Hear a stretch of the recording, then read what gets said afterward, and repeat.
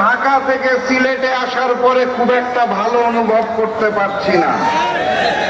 এই সমাবেশ শেষ করে আবার সড়ক পথে ঢাকায় যেতে হবে চিন্তা করে খুব একটা ভালো অনুভব করছি না।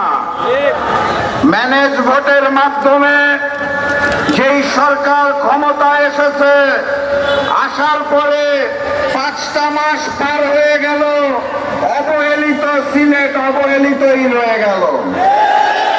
প্রথম 5 মাসে যারা কার্যক্রম দেখাতে পারে না, তারা আগামী 5 বছরেও দেখাতে পারবে না। সংগ্রামী সাথী এবং বন্ধুগণ, আমি সিলেট বিভাগকে বিশেষভাবে ধন্যবাদ জানাতে চাই, কারণ পার্শ্ববর্তী রাষ্ট্র ভারতের সাথে বাংলাদেশের 30টা জেলায় সীমানা রয়েছে, যার মধ্যে 17টি জেলা দিয়ে ওই উগ্র হিন্দুত্ববাদী নরেন্দ্র মোদী সরকার পুশিনের মাধ্যমে বাংলাদেশে লোক ঠেলে দিতে চেয়েছিল। সিলেট বিভাগের 3টি জেলা, সিলেট, মৌলভীবাজার এবং হবিগঞ্জের দেশপ্রেমিক জনগণ বাংলাদেশের সীমান্তরক্ষী বাহিনীর সাথে কাঁধে কাঁধ মিলিয়ে ওই ভারতের পুশিনকে ঠেকিয়ে দিয়েছে। আপনাদের আমি কৃতজ্ঞতা জানাই। সাথে সাথে অনুরোধ করতে চাই, কে নাকি ঘোষণা দিয়েছে আগামী ডিসেম্বরে বাংলাদেশে আসবে। আপনাদের এই সিলেট, মৌলভীবাজার আর হবিগঞ্জের সীমানা দিয়ে যদি ডিসেম্বর মাসে গণহত্যা ফ্যাসিস্ট শেখ হাসিনা চায়, তাকে আবার বাধা দিয়েন না, তাকে সাদরে বরণ করে নিয়েন। কারণ এই নতুন সরকার গণহত্যার বিচার প্রক্রিয়া দুর্বল করে দিলেও আমরা জুলাই গণঅভ্যুত্থানের স্টেক হোল্ডাররা একত্রিত হয়ে জনতার আদালতে ফ্যাসিস্ট শেখ হাসিনার বিচার করার জন্য প্রস্তুত আছি।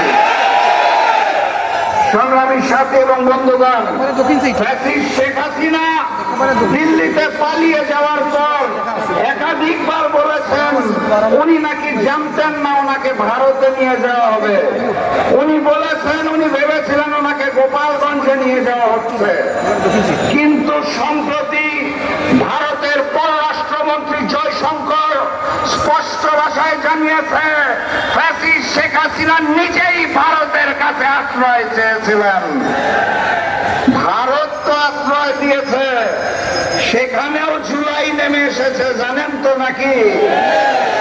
ফ্যাসিস্ট শেখ হাসিনা যে ডিসেম্বরে ফিরবেন, একা ফিরবেন নাকি নরেন্দ্র মোদীকে নিয়ে ফিরবেন, সেটা হচ্ছে এখন প্রশ্ন। ভারতের জেনজি আন্দোলনের প্রতি পরিপূর্ণ সংহতি জানাচ্ছি।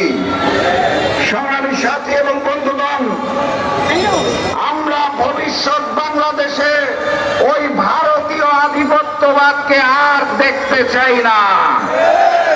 ইলিয়াস আলীর মতো মানুষদের নির্দেশনায় আর গুম হতে চাই না। টিপাইমুখী বাঁধের কারণে সিলেটের জনগণকে বঞ্চিত হতে দেখতে চাই না। আমরা নতুন বাংলাদেশে ইনসাফের বাংলাদেশ কায়েম করতে চাই।